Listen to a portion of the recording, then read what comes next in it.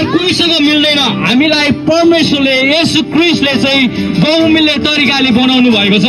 हाम्रो औँठा छाप कसैसँग मिल्दैन, हाम्रो यो अनुहार कसैसँग मिल्दैन, हाम्रो रगत कसैसँग मिल्दैन, तर येशू ख्रीष्टले हामीलाई युनिक बनाउनु भएको छ, बहुमूल्य बनाउनु भएको छ। अनि आज तपाईँ र मलाई चाहिने चाहिँ येशू ख्रीष्ट हुनुहुन्छ। अनि प्रियहरू, हामी यस्तो अमूल्य दिनमा छौँ, हाम्रो जीवन अमूल्य छ। हाम्रो यो बहुमूल्य जीवनलाई हामी खेर नफलौँ। आज हाम्रो यो जीवनमा धेरै तनावहरू भइरहेको हुन्छ, धेरै अशान्तिहरू भइरहेको हुन्छ, धेरै पीडहरू भइरहेको हुन्छ है। तर त्यो पीडलाई हटाउनको लागि आज मानिसहरूले धेरै कुराहरू अप्नाइरहेका हुन्छन् है, लतमा फसिरहेका हुन्छन्।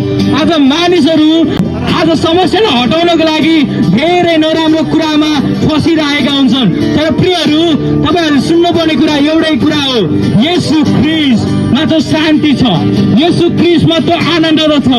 आज हामी के कुरामा फसिरहेको छौँ? हामी लतमा फसेका छौँ कि व्यभिचारमा फसेका छौँ कि पाप गरिरहेको छौँ कि नराम्रो सोचिरहेको छौँ कि?